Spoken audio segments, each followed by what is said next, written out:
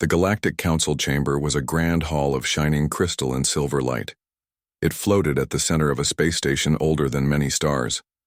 Beams of energy arched across its walls like living rivers, feeding power to the place where the greatest leaders of the galaxy gathered.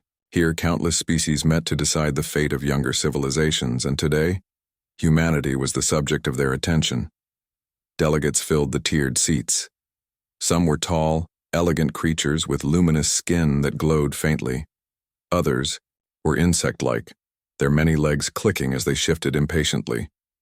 Great reptilian beings lounged heavily in their chairs, tails curling around them.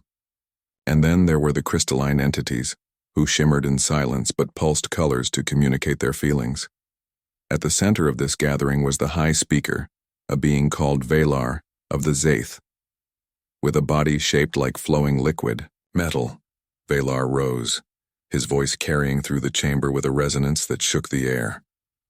"Today," he declared, "we discuss the fate of the humans of Earth. They are a young race. Their world has been noted, their signals intercepted, their presence among the stars confirmed. And yet, are they worthy of joining us? Or must they be guided, limited, or ignored?" A murmur rippled through the council. Many already believed the answer. A representative of the Elvari, a tall species with fragile frames and thin silver bones, spoke first. Her voice was soft, but laced with scorn. "Humans are weak. Their lives are short, their minds clouded with primitive emotion. Their history is one of endless conflict and destruction. What need have we of them? They would bring nothing but trouble." A deep growl followed from a Tragar, one of the massive reptilian warriors. "They lack strength. I have studied their bodies. Hollow bones compared to ours. Limited senses. Poor claws, no natural armor. On any battlefield, they would be crushed within moments." The insect-like Scarth clicked their mandibles in amusement. "And yet they think themselves clever. Their machines stumble into space. Their tiny ships barely escape their own planet's pull. They are infants crawling in a dangerous forest.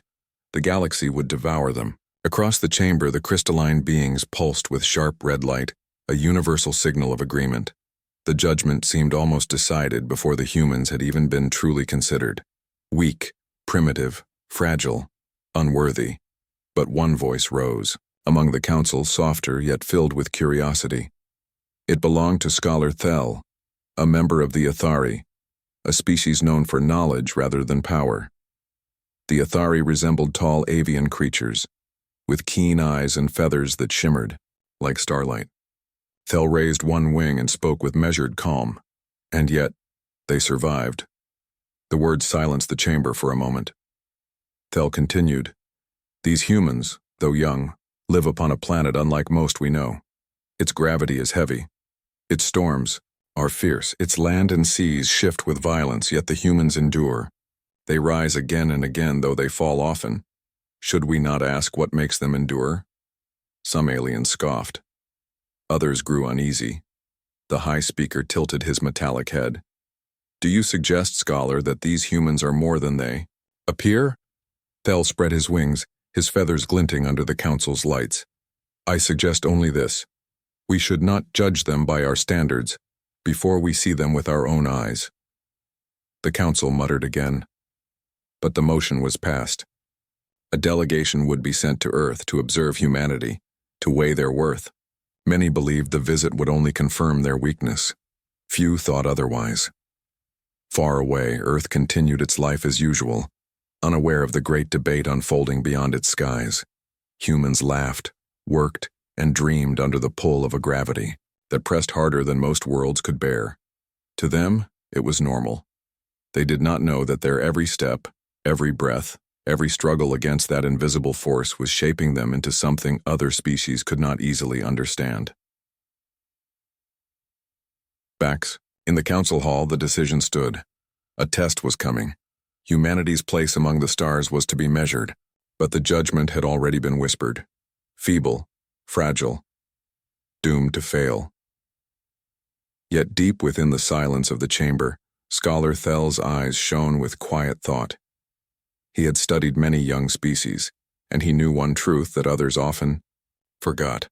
Sometimes the smallest creatures carried the greatest surprises, and he wondered as he left the chamber whether the galaxy was truly ready to meet the children of Earth. The alien ship entered Earth's orbit silently, hidden behind the shadow of the moon. It was not large, not like the massive carriers that traveled the deep void, but its surface shimmered with shifting colors, bending light so that no human satellite could easily notice it. Within its halls, the delegation prepared for their task. There were 5 envoys chosen by the Galactic Council. Each represented a different species, each one sent to observe and judge. First was Sirana of the Elvery, tall and graceful, with pale skin that glowed faintly.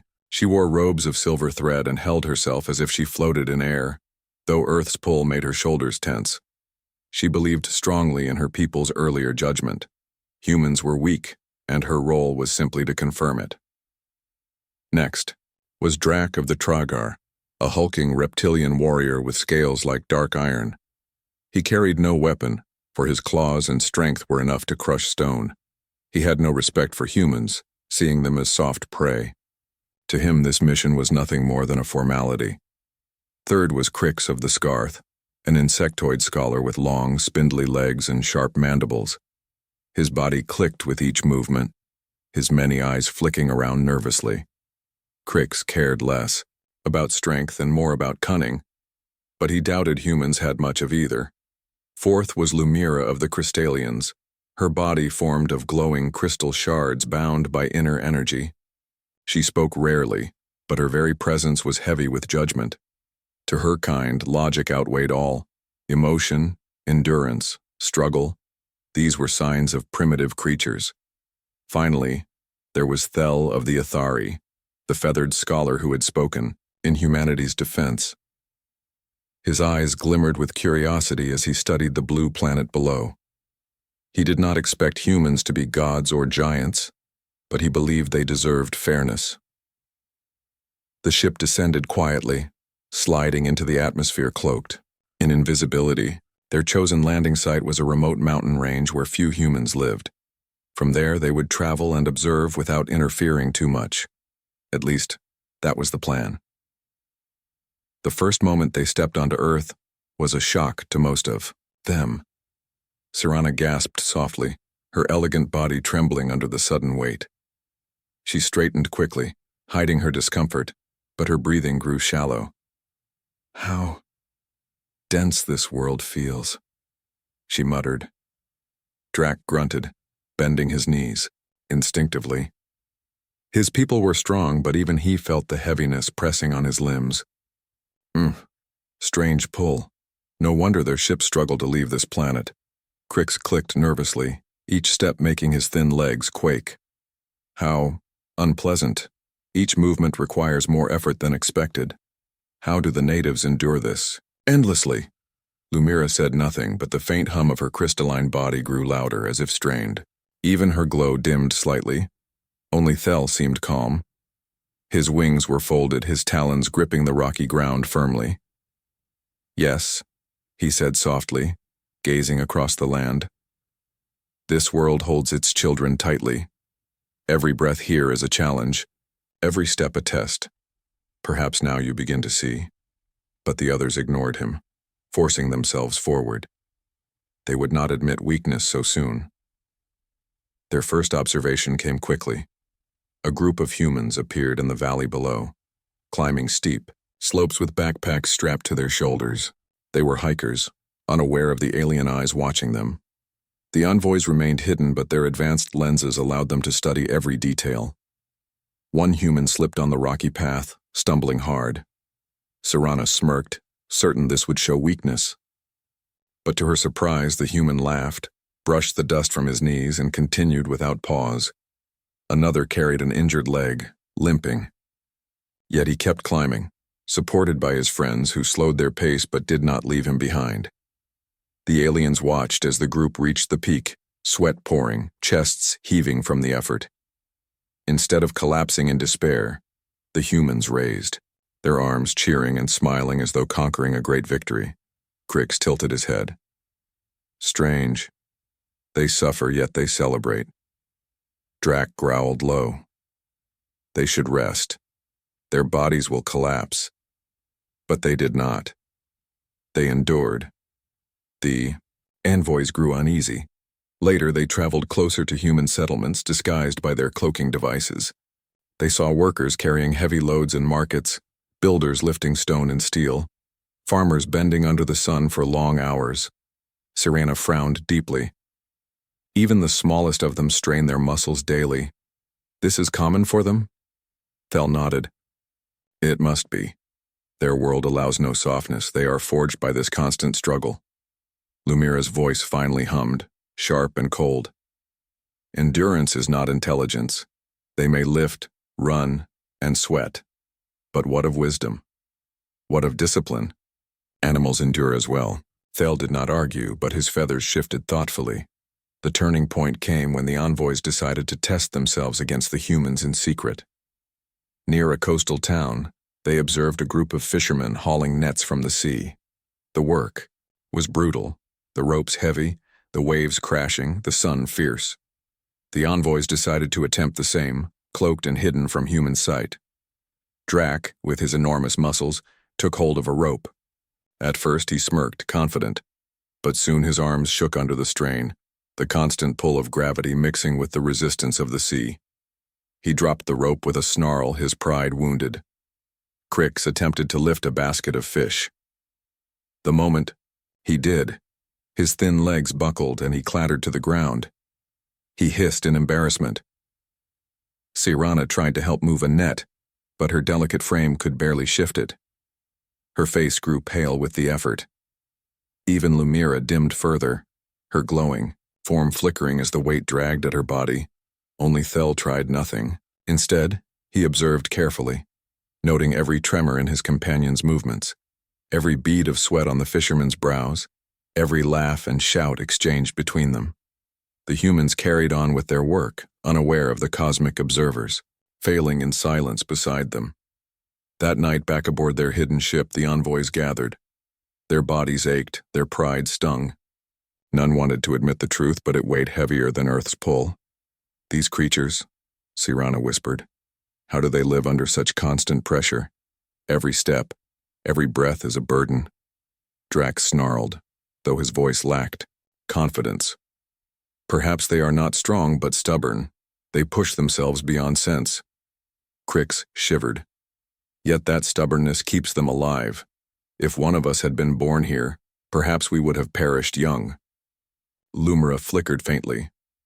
It is inefficient. Their existence wastes energy. Yet, they endure. Thel spread his wings, eyes calm. Now you understand. What you call weakness is shaped strength. What you call inefficiency is survival. To live here, they must carry mountains upon their shoulders daily, and so, without realizing, they become stronger than we imagined. Silence filled the chamber. None wished to admit defeat, but the seed of doubt had been planted. The mission was far from over. The council had demanded a full judgment. Tests would come, challenges and comparisons that would decide humanity's worth. But already, the envoys had begun to see what Thel had suspected. Earth's children were not fragile at all. They were molded by gravity itself, shaped by endless struggle into something the galaxy had not expected. As the alien ship hovered silently over the dark Earth, the envoys stared down at the glowing cities below. For the first time, they wondered if perhaps this little blue world held more danger and more promise than any of them had believed. The alien envoys did not have much time. The Galactic Council wanted reports, and the observers had to provide clear proof of what humans were truly capable of. Watching from a distance was no longer enough. The Council demanded direct trials, controlled tests that would measure strength, endurance, intelligence, and adaptability. The envoys gathered inside their hidden ship, debating how to begin. Sirana of the Elvari crossed her thin arms. We have seen them walk, climb, and labor. It is impressive for their kind, perhaps, but hardly enough. We must compare their ability against ours in true measures. Drac, the massive reptilian warrior, slammed his clawed fist against the table. Yes, if they claim strength, let them show it in combat. Let them wrestle. Let them strike. And we will see how long their fragile bones last. Crix, with his clicking mandibles, tilted his many eyes.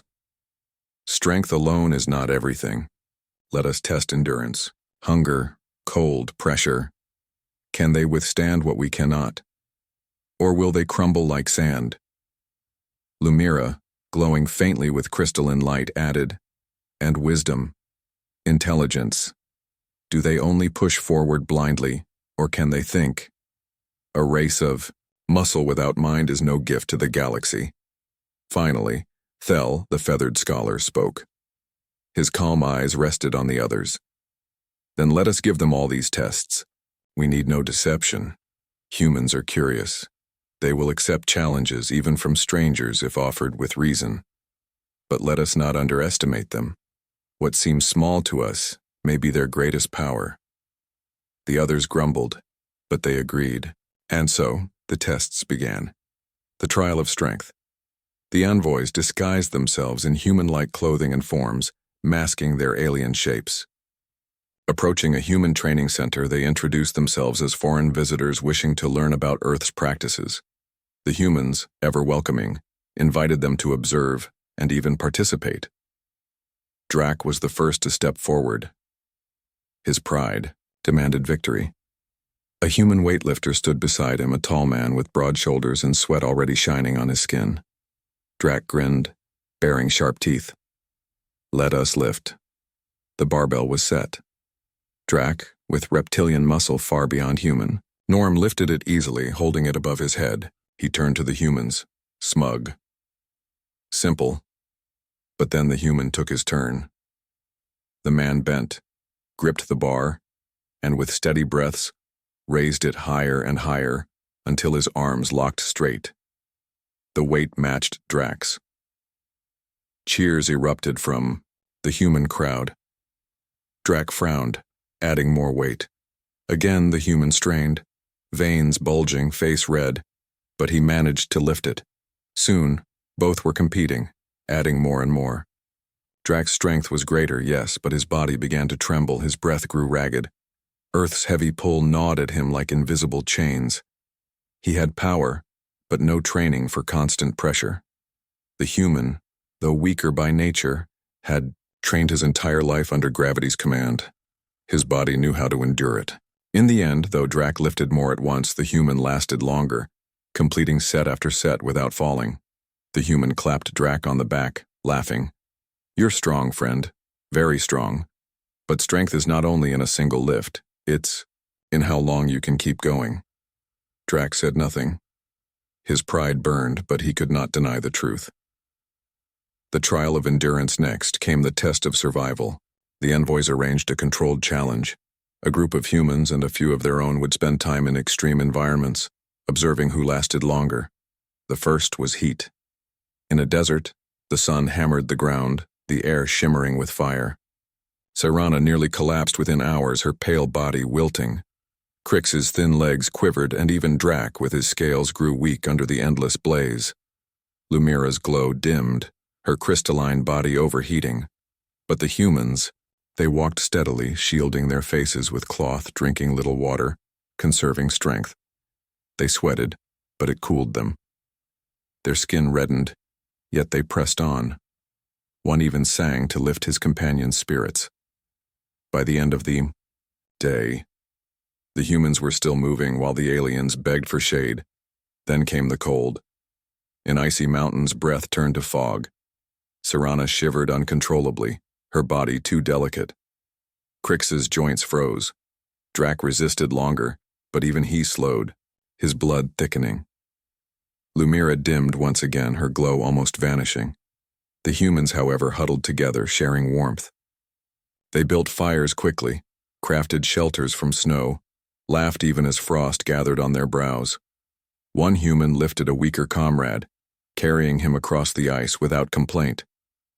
Impossible, Sirana whispered through chattering teeth. They should have fallen. Thel only watched, his feathers fluffed against the cold, eyes shining with quiet pride. The trial of pressure. The envoys arranged one more test: deep-sea diving. Humans volunteered gladly, eager to prove themselves. Beneath the waves, the pressure mounted. Sirana could not go far, her bones trembling. Crix's body nearly cracked. Lumira's crystal form shrieked with stress. Even Drac, built strong, groaned as the weight of the water pushed upon him. The humans, however, swam with long, smooth strokes. Their lungs strained, their hearts pounded, but they had trained for this. They carried tanks, tools, and courage. They reached depths the envoys dared not attempt. When they surfaced, gasping but smiling, the aliens felt something unfamiliar: respect. The trial of intelligence.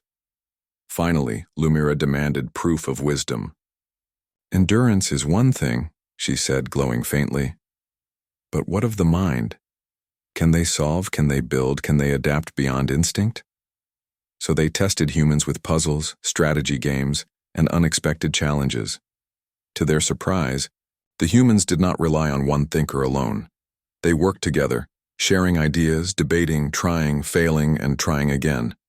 Where one brain stumbled, another found the path. Their teamwork created solutions faster than any single alien mind could. When a machine broke during a test, the humans did not panic. They improvised, using spare parts, turning scrap into function. Crix stared in shock as one human tied two broken wires together and restored power. They adapt too quickly," Crix muttered. "We would have waited for tools, for replacements. They create from nothing." Thel nodded. "This is what I spoke of. Strength is not only in body but in mind. They find a way, always." The envoy's reflection. By the end of the trials, the envoys sat together in silence. Their pride was shaken, their earlier scorn fading. Sirana, once so sure of human weakness, now looked thoughtful. "I saw fragility, yes. Their bodies break, their skin burns, their lives are short. Yet they rise again and again. They refuse to yield." Drac growled low, though not with anger. "Their strength is not greater than mine. Yet they endure longer. They push beyond limits I thought final." Crix clicked uneasily. "Their adaptability is unsettling. They should not win, yet they do. Again and again." Lumira glowed faintly, conflicted. "Their logic is clumsy, their tools simple. But their unity, their teamwork makes them something more. Perhaps they are not as feeble as we believed." Thel folded his wings calmly. "You begin to see the truth. Earth's children are not giants of power, nor masters of wisdom. They are something rarer, survivors. Every breath, every step is a defiance of their world's weight. And so they grow strong, not by gift but by struggle." The chamber fell quiet. For the first time, none of the envoys spoke against humans. But deep in their hearts, unease stirred. If humans were already this resilient while young and primitive, what would they become in centuries? That night, as stars burned above the planet, Thel stood at the viewing window of their ship. His voice was soft, almost a whisper. "They call this world Earth, a name simple, unremarkable. Yet from its soil, its storms, its crushing pull, it has shaped something extraordinary. The galaxy may not yet understand what it has awakened." Behind him, the others remained silent. For the first time, fear and respect mixed within their eyes. The tests were complete, but the judgment was far from over. The council awaited their report, and humanity's true place among the stars was still to be decided. The envoys had completed their trials, and each of them carried heavy thoughts. What they had seen on Earth did not match the stories told in the Galactic Council. Humans were not frail shadows stumbling in the dark. They were survivors, resilient, adaptive, and strangely unbroken even when pushed to their limits. But now came the most important test. The Council had ordered a final trial, one that would leave no doubt about humanity's place. It would not be a simple puzzle or a small contest of strength. It would be a mission, a true challenge, shared by humans and aliens alike, on a planet far more dangerous than Earth. The target was Gora 7, a heavy-gravity world orbiting a dying star. Its surface was cracked with mountains. Storms swept across it daily, and its pull was nearly 1.5 times that of Earth. Few species ever set foot on such a world, for it crushed them within hours. The Council believed it perfect to prove once and for all whether humans were worth respect, or whether their so-called strength was only illusion. The journey to Gora 7. The envoys gathered humans for the mission, presenting it as a scientific exploration. Volunteers stepped forward eagerly, curious and fearless. Among them were scientists, soldiers and workers, ordinary people who wanted to prove themselves. As their ship left Earth's orbit, the humans stared at the stars with wide eyes, whispering among themselves. They did not know they were part of a hidden judgment. Inside the ship, the envoy spoke quietly. Sirana folded her delicate hands. If they fail here, no one will doubt the Council's view. This planet will crush them. Drax's yellow eyes narrowed. If they succeed, then we must ask ourselves if the galaxy is ready for such a species. Thel, calm as ever, spread his feathers. I believe they will endure. But endure or not, this test will reveal the truth. The others said no more, but unease filled the air. First steps on Gora 7. When the ship landed, the ground itself seemed to groan under the weight. The humans stepped out, immediately feeling the difference. Their legs trembled, their lungs pulled, harder for breath. Even the strongest among them staggered at first. But then something remarkable happened. They adjusted. Within minutes, the humans began to walk with steadier strides. They bent their knees more, leaned forward, breathed deeper. They adapted instinctively. What felt crushing at first became manageable, as if their bodies remembered Earth's own heavy hand and simply accepted this new weight. The envoys, however, were not so fortunate. Sirana nearly fell, clinging to a rock for support. Crix's thin legs shook violently. Lumira's glow flickered, her crystal body straining. Even Drac grunted, his reptilian strength not enough to ignore the constant pull. The humans noticed their struggle. One soldier offered a hand to Sirana, helping her stand. Another carried equipment that Crix could not lift. The aliens had not asked for aid, but the humans gave it freely without hesitation. Thel watched with quiet satisfaction. Do you see? They are not only strong, they are compassionate. They share their strength. The others remained silent, ashamed. The storm. The mission was simple. Set up a research station, gather samples, and survive for 3 days. But on Gora 7, nothing was ever simple. By the second day, dark clouds gathered and winds howled across the plains. Lightning tore the sky open, striking with deafening roars. Rain fell like stones, heavy and unrelenting. The aliens panicked. Sirana could barely stand, her frail body whipped by the wind. Crix scrambled for cover, his thin frame rattled by each blast. Lumira dimmed to a faint glow, energy drained by the endless pressure. Even Drac, strong as he was, stumbled, his balance lost. The humans, however, did not scatter. They shouted to each other, forming lines, holding ropes, securing equipment. They built shelters quickly, using every scrap they had. One human held a tarp against the wind while another drove stakes into the ground. Their voices carried through the storm, not in fear, but in determination. When Sirana collapsed, 2 humans lifted her gently and brought her inside a shelter. When Crix's legs gave out, a human carried him on his back step by step through the mud. Thel observed it all, his feathers soaked, yet his eyes burning with pride. This, he whispered to himself, is why they endure. Alone they struggle. Together they triumph. By the time the storm ended, the camp stood firm. The aliens huddled in silence, realizing they would not have survived without human aid. The mountain on. The third day, the group faced their hardest task yet. Climbing a mountain to retrieve rare mineral samples. The slope was steep, the gravity unrelenting, the air thin. Drac insisted on leading, determined to reclaim his pride. His claws dug into the rock, his massive body hauling upward, For a while he seemed unstoppable. But soon, the weight pressed, harder. His breathing grew labored, his pace slowed. Then the humans began their climb. Slowly, steadily, they advanced.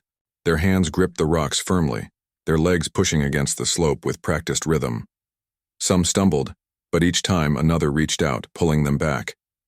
They moved as one, tied together by ropes and trust. Halfway up, Drax slipped. His heavy body crashed against the rocks, claws scraping desperately. He would have fallen if not for a human soldier who lunged forward, gripping the rope and pulling with all his might. Drax stared at him, shocked.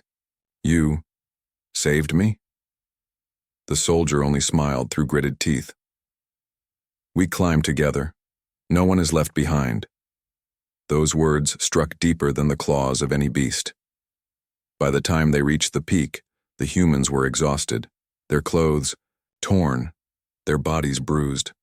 Yet they raised their arms and cheered, just as the hikers had done on Earth. Their joy was not in victory over others, but in victory over the mountain itself. The aliens, humbled, could only watch. Fear and respect. That night around a fire, the envoy spoke softly.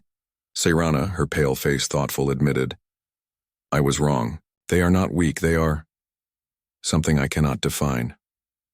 Fragile, yet unbreakable." Crix clicked his mandibles nervously. If they are like this now, while young and primitive, what will they become when they master the stars? When their ships grow stronger, when their reach extends further? Drac growled low, but not in anger. "I feared no one before. Yet these humans, they frighten me. Not because of their claws, not because of their weapons, but because they refuse to fall. Even when crushed, they rise again." Lumira's glow pulsed faintly. "Fear and respect. They are two sides of the same stone. Perhaps it is time we feel both for humanity." Thel spread his wings, his voice calm but strong. "Then let us return to the council. Let us tell the truth. Not that humans are the strongest nor the wisest, but that they are survivors forged by a world that tests them every day. And that, above all, is why they must be respected." The fire crackled. The humans nearby laughed, sharing stories, passing food around, unaware of the great decision being formed in silence. The aliens watched them, each lost in thought. For the first time, none of them saw weakness. Instead, they saw a force the galaxy had never truly understood. Return. When the ship lifted from Gora 7, the humans waved cheerfully, unaware that they had just altered their species' fate. Inside the ship, the envoys sat together. Their bodies ached, their pride was wounded, but their minds were clear. Humanity was no longer a question. Humanity was an answer, and as the stars stretched before them, each envoy carried the same thought. The galaxy had underestimated Earth's children. The envoy ship drifted back into the shining cradle of the Galactic Council. Around them floated hundreds of other vessels, each belonging to an ancient and powerful race. Some ships looked like crystal wings, some like giant shells, and others burned like stars trapped in cages of metal. The council chamber awaited them, and with it the judgment of humanity. Inside the ship, the envoys sat quietly. No one argued now, no one scoffed. They all knew what they had seen. Earth's children were not fragile shadows. They were survivors, strong not because they were given strength, but because their world demanded it. Yet even as they prepared their report, unease filled their hearts. Respect had grown, yes, but so had fear. The council convenes. The grand chamber of the Galactic Council glittered as the envoys stepped into its center. Beings from 1,000 stars filled the tiers above, their voices rumbling like waves. The High Speaker Valor rose, his liquid metal body shimmering with authority. "Envoys," he declared, "you have returned from Earth. Speak. What is the truth of these humans? Are they weak, unworthy of the stars? Or do they hold something we must recognize?" Sirana, once so certain of human fragility, stepped forward first. Her voice was steady, though her eyes betrayed deep thought. "I believed humans were frail, she admitted. Their bodies looked fragile, their lives short. Yet on their own world and beyond, they endure storms, heat, cold, and burdens that crushed us. They are not as we imagined. Weak in appearance, yes, but within them burns a will that does not yield. The chamber stirred, murmurs echoing across the walls. Drac followed, his heavy tail striking the floor. His voice was low, almost grudging. I tested their strength. They cannot match me in a single blow. Yet while my body faltered under endless strain, they continued. They climb mountains, carry burdens, and fight until the last breath. I call no creature weak that rises after every fall. They are dangerous, not because of claws or fangs, but because they never stop. Gasps rippled through the council. Respect, in Drac's words, was rare, and many leaned forward, listening intently. Crix clicked his mandibles nervously as he spoke. I studied their adaptability. They face failure constantly, yet instead of despair, they improvise. They turn broken, scraps into tools, problems into lessons. Where most of us see limits, they see possibility. This unsettles me. For a species so young to adapt so quickly, it is not weakness, it is a warning. Lumira glowed faintly, her crystalline body pulsing with conflicted light. I once thought logic alone defined greatness. But humans showed me something different. They build together, not alone. Their unity creates wisdom greater than the sum of their parts. They are flawed, yes. They make mistakes. But they rise together, and that is their strength. Finally, Thel stepped forward, his feathers shining, beneath the chamber lights. His voice carried calm certainty. Children of Earth live under gravity that crushes others. To breathe, they struggle. To walk, they labor. To rise, they fight. What we call weakness is only the price their world demanded, and they paid it with resilience. Do not judge them by their short years or fragile skin. Judge them by the fact that they survive where others would perish. Judge them by their refusal to fall. For I tell you, Council, these humans are not feeble. They are the children of gravity, and they will shape the stars. The hall fell into silence. Debate among the stars. For a long time, the chamber erupted with voices. Some delegates shouted in disbelief, unwilling to accept such praise for a species barely out of its cradle. Others spoke with awe, recalling their own encounters with human broadcasts, human machines, human explorers who dared to reach beyond their skies with fragile rockets. The faction leaders debated fiercely.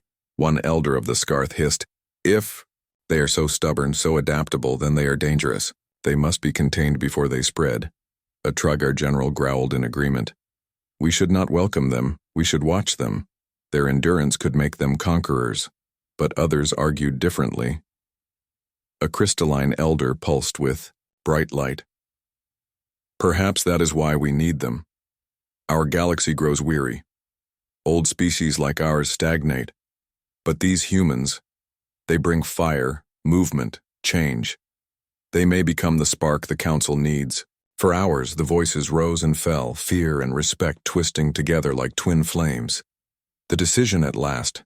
The High Speaker raised his gleaming hand, silencing the chamber. His voice rang like steel across water. "Enough. The envoys have spoken. The Council has debated. Now we decide." The chamber dimmed as lights focused on the center. The envoys stood in tense silence as the verdict was formed. Finally, the High Speaker declared, "Humanity shall not be ignored. They shall not be contained. They shall be recognized. Their world is dangerous, their bodies fragile, yet their spirit is unbroken.